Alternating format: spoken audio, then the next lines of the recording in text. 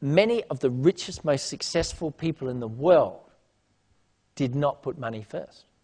They were not actually driven by making a huge amount of money.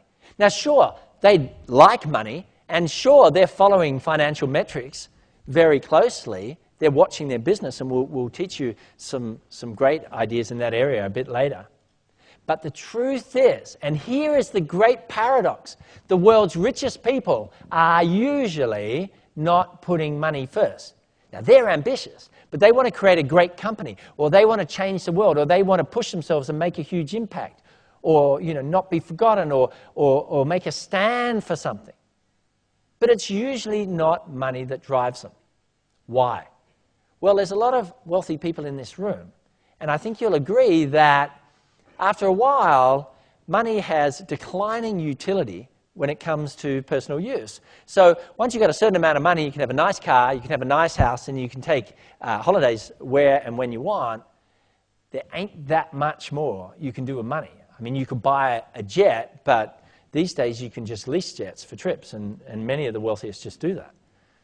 There's not that much to buy if you're an intelligent person. If you're a simpleton, then your endless acquisitions will entertain you. But most intelligent people find that it doesn't drive them after a while. It's pretty hard to stay motivated. So that's one reason.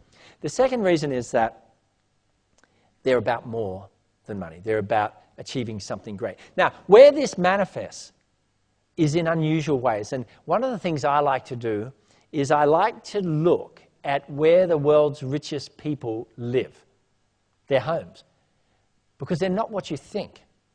Many of the world's richest people live in the most ordinary homes, and to me this is a symbol of the fact they're not concerned about money. Google's Sergey Brin's home. 2 years after one of the two founders of Google had floated Google, he was a multi-billionaire, he was still living in a 2-bedroom apartment in a block of apartments in Cowper Street, Palo Alto. Why? Because he's busy creating something great.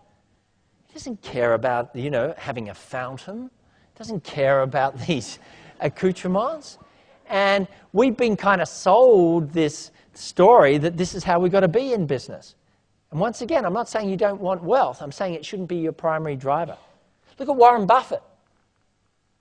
For 20 years in the top 3 richest people on the planet. Warren Buffett lives in the same home in Omaha that he bought 50 years ago. It doesn't even have a fence. You can go up and knock on Warren Buffett's door. Why? He's got bigger fish to fry, bigger things to think about, bigger things driving him. So you want to be careful that you don't have a money obsession, because it's not going to lead statistically to success.